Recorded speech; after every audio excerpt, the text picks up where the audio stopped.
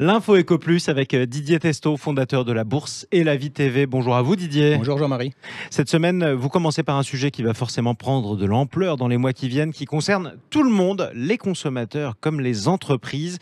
C'est l'énergie. Elle est au centre des inquiétudes pour l'économie mondiale. Oui, on peut dire qu'aujourd'hui, les médias focalisent sur le prix du gaz, mais il faut faire un effort, je dirais, pour décrire ce qui se passe dans le monde, ce que je vais essayer de vous faire ce matin.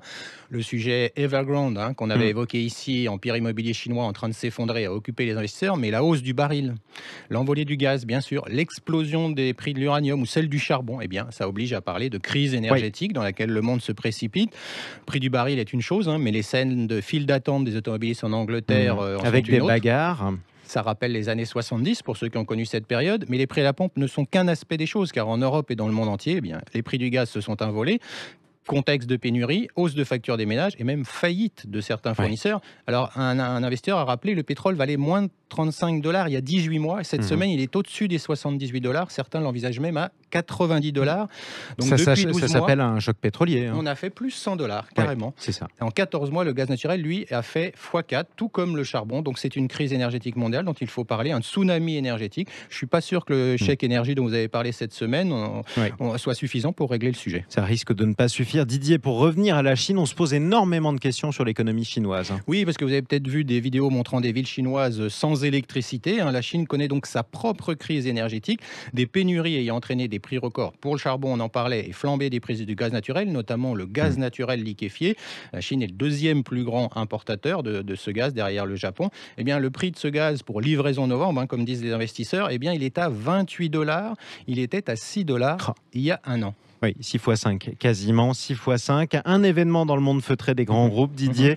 On peut y revenir aussi, c'est une nomination qui est suivie d'une démission tout de suite chez Ipsos. Oui, alors Jean-Marie, c'est suffisamment rare pour en parler. Vous savez, les nominations, surtout dans les grands groupes français, sont rarement le fruit du hasard. Notre capitalisme hexagonal est fait de connaissances, de reconnaissance. Et malgré les réglementations sur le sujet, on y trouve, je dirais, à peu près toujours les mêmes personnes, les mêmes écoles. Mais cette fois, il ne s'agit pas d'un groupe du CAC 40, mais de la société Ipsos, bien connue dans les études marketing. C'est un groupe cofondé par Didier Truchot et Jean-Marc Lèche en 1975, ce dernier étant décédé en 2014. Il est donc dirigé aujourd'hui par Didier Truchot.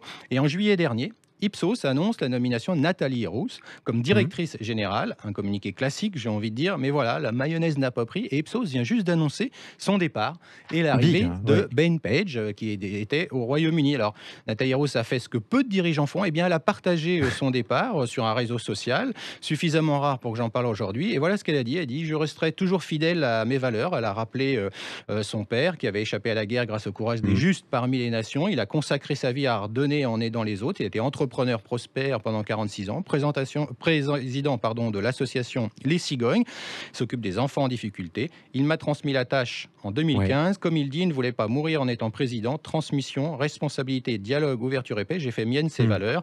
Voilà ce qui s'est passé. Donc elle dit, les orientations, les discussions avec Ipsos ont révélé d'importantes divergences. Le consensus est essentiel pour réussir à bénéficier à tous.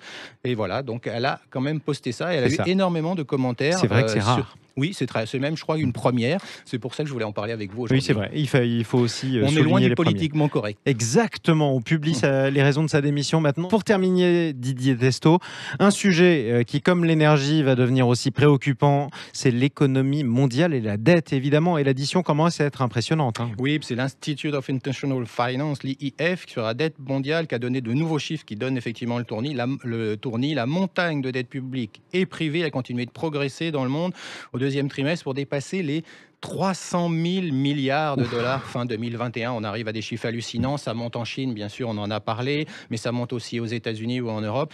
Et là, j'ai envie de dire, dans l'histoire économique, le sujet de la dette n'a jamais été aussi sans conséquences. Rainer Voss, un ancien banquier d'affaires, héros de The Master of the Universe sur la crise 2008, m'avait dit dans une interview, les pays ne font pas faillite parce qu'ils ne peuvent plus payer, mais parce qu'on pense qu'ils ne peuvent plus payer. Exactement. C'est quand on a un doute, justement, sur la fiabilité de son partenaire. Merci beaucoup, Didier Testo. Merci, Jean-Marie. Fondateur de la Bourse et la Vie TV. On peut retrouver cette chronique, l'info Éco Plus, sur YouTube, sur les réseaux sociaux Sud Radio, sur Instagram et sur LinkedIn.